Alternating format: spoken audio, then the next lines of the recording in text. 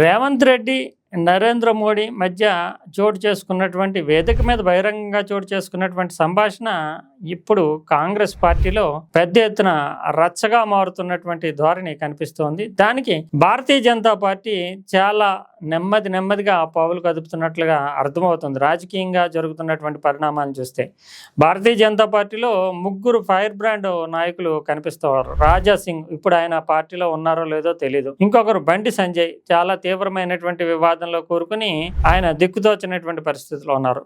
మరో fire brand నాయకుడు అంటే ఎంపీ ధర్మపురి అరవింద్. ఇప్పుడు ధర్మపురి అరవింద్ చాలా వ్యూహాత్మకంగా కాంగ్రెస్ పార్టీలోనే అనుమానాలు రేకెత్తించే విధంగా ఒక ప్రకటన చేశారు. ఇంకోవైపు కాంగ్రెస్ పార్టీలో ఫైర్ బ్రాండ్ అంటే ఇద్దరు ఉంటారు. ప్రధానంగా రేవంత్ రెడ్డి ఫైర్ బ్రాండ్ లీడరే. అదేవిధంగా ఖమ్మం జిల్లా నుంచి ప్రజల్లో ఎంత పలుకుబడి ఉంది అనేది స్పష్టంగా తెలియకపోయినప్పటికీ కాంగ్రెస్ అధిష్టానం వద్ద తనకుండే పలుకుబడితోటి జాతీయ రాజకీయాల్లో తాను చాలా కీలకమన్నట్లుగా వ్యవహరించేటటువంటి రేణుకా చౌదరి, ఎంపీ రేణుకా చౌదరి. వీళ్ళిద్దరూ అంటే ఒకవైపు బీజేపీ నుంచి ధర్మపురి అరవింద్ చేసినటువంటి ప్రకటన, ఇంకోవైపు కాంగ్రెస్ పార్టీ నుంచి ఎంపీ రేణుకా చౌదరి చేసినటువంటి ప్రకటన కాంగ్రెస్లో పెద్ద ఎత్తున చర్చకు దావిస్తోంది. కాంగ్రెస్లో రచ్చకి కారణమవుతుందనే చెప్పాల్సి ఉంటుంది. ధర్మపురి అరవింద్ అయితే నరేంద్ర మోడీ మాటల్ని ఒక రకంగా చాలా తెలివిగా పక్కదారి పట్టించే విధంగా, అసలు నరేంద్ర మోడీకి రేవంత్ రెడ్డికి మధ్య ఉన్నటువంటి సంబంధం ఏమిటో మాకు తెలీదు, ఆయన బీజేపీలోకి రావచ్చు, అందులోని ఆయన ఏ పదవినన్నా ఎలాగైనా అధిష్ఠించవచ్చు, ఆయన తెలుగుదేశం పార్టీ నుంచి కాంగ్రెస్లోకి వచ్చి ముఖ్యమంత్రి కాగలేంది బీజేపీలో చేరితే ఏమన్నా సందేహించాల్సినటువంటి అవసరం ఏముంటుందంటూ నిజామాబాద్లో బీజేపీ పార్టీ కార్యాలయంలోనే ఏదో చిట్ చాట్ గానో ఇతరత్రానో ఎవరితోటో లోపాయి గారుగానో మాట్లాడటం కాదు, బహిరంగంగానే ఆయన మాట్లాడుతూ కాంగ్రెస్ వాళ్ళు అప్రమత్తం కావాలి, మీరు ముఖ్యమంత్రిగా ఆయనకి ఇవ్వటం అనేటటువంటిది తప్పుడు నిర్ణయం, ఆయనకి ఏదో మంత్రి పదవి ఇస్తే సరిపోయి ఉండేది, కోమటిరెడ్డి వెంకటరెడ్డి లాంటి సీనియర్లు ఇలా అంతమంది ఉండగా ఈయన్ని ఎందుకు ముఖ్యమంత్రిగా పెట్టుకున్నారు, ఆయన ఎప్పుడైనా దెబ్బతీయచ్చు. ఈ రకమైనటువంటి వ్యాఖ్యల ద్వారా కాంగ్రెస్లో ఇప్పటికే కొంత అసంతృప్తి ఉంది. ఎందుకంటే ఆయన జూనియర్ నాయకుడు, ముఖ్యమంత్రిగా కూర్చోబెట్టారు, మనల్ని అందరినీ పక్కన పెట్టేశారు, రోజు రోజుకి హైకమాండ్ దగ్గర ఆయన బలం పెరిగిపోతుంది, ఇది ఎలా అని తట్టుకోలేనటువంటి వర్గాలు చాలా కాంగ్రెస్లో ఉన్నాయి.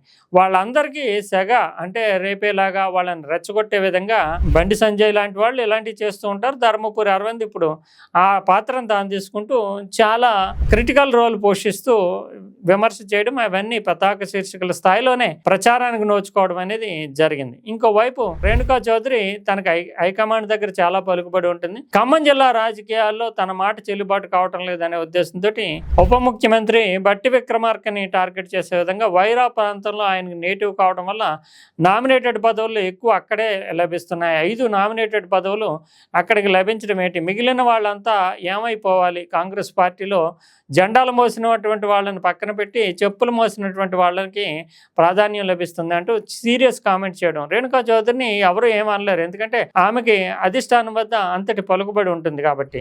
రేవంత్ రెడ్డి ఏమి తనకు ఎంపీ చేయలేదు, సోనియా గాంధీ కారణంగానే తాను ఎంపీ అయినట్టు రేవంత్ రెడ్డిని సైతం ఒక రకంగా చెప్పాలంటే చిన్న చూపు చూసే విధంగా ఆమె వ్యాఖ్యానించారు. అంతేకాకుండా అసలు రేవంత్ రెడ్డిని ముఖ్యమంత్రి అనేటటువంటి జై రేవంత్ సీఎం అంటూ ఆ నినాదాలు ఇప్పించిందే తాను. అంటే ఒక రకంగా ఆయనకి పలుకుబడి ప్రచారం రావడానికి తొలిసారిగా అతనికి ఒక స్టేచర్ పెరగడానికి తాను కారణమయ్యాను ఎన్నికల ప్రచారంలోనే అంటూ తన వాటాని తాను క్లెయిమ్ చేసుకోవడానికి రేణుకా చౌదరి ప్రయత్నించారు. ఏదేమైనప్పటికీ ఈ వ్యాఖ్యలు కానీ ఈ వివాదాలు కానీ రేవంత్ రెడ్డి స్థాయిని కానీ రేవంత్ రెడ్డి మీద అనుమానాలు కానీ రేకెత్తిస్తాయంటే చెప్పలేం. కానీ రేవంత్ రెడ్డి మాత్రం నరేంద్ర మోడీ వెళ్ళిన తర్వాత ఒక డోలాయమాన పరిస్థితుల్లో సంశయంలో పడ్డట్టుగానే, ఎందుకంటే ఆయన మీద సోషల్ మీడియాలో ఇతరత్రా జరుగుతున్నటువంటి ప్రచారంతో అగ్రెసివ్గా బీజేపీని నరేంద్ర మోడీని అటాక్ చేయక తప్పనటువంటి పరిస్థితి ఏర్పడింది. పెట్రోల్ ధరలు పెంచినప్పుడు తీవ్ర స్థాయిలో విరుచుకుపడడం కానీ, విదేశాంగ విధానము ఆర్థిక వ్యవహారాలు ఫెయిల్ అయ్యాయని చెప్పడం కానీ, తాను ప్రధానమంత్రిగా రాహుల్ గాంధీని చేయడానికే రాజకీయాల్లో ఉన్నానన్నట్లుగా గతంలో వైఎస్ రాజశేఖర రెడ్డి ఈ రకమైనటువంటి ప్రకటన చేశారు, మన బాధ్యత రాహుల్ గాంధీని ప్రధాని చేయడమే అని. అలాగే ఇప్పుడు చూస్తే కనుక రేవంత్ రెడ్డి రాహుల్ గాంధీని ప్రధాని చేయడమే మన బాధ్యత అన్నట్లుగా మాట్లాడుతూ చాలా సీరియస్ ఎజెండాను తీసుకోవడము, జాతీయ రాజకీయాల్లోకి వెళ్ళిపోతాడేమో అనేటటువంటి అనుమానాన్ని పటాపంచలు చేస్తూ 2034 వరకు తాను ఇక్కడే ఉంటాను అని చెప్పడం, ఇవన్నీ వీటి ద్వారా తాను కాంగ్రెస్ పార్టీలో తన స్థానానికి ఎక్కడ లోటు రాకుండా చూసుకోవడానికి రాజకీయంగా వ్యూహాత్మకంగా స్పందించక తప్పనటువంటి పరిస్థితి ఏర్పడింది. ఏదేమైనా కాంగ్రెస్ పార్టీలో ఎప్పుడు ఎటువంటి నిర్ణయాలన్నా జరగవచ్చు, ఎటువంటి చర్యలన్నా తీసుకోవచ్చు.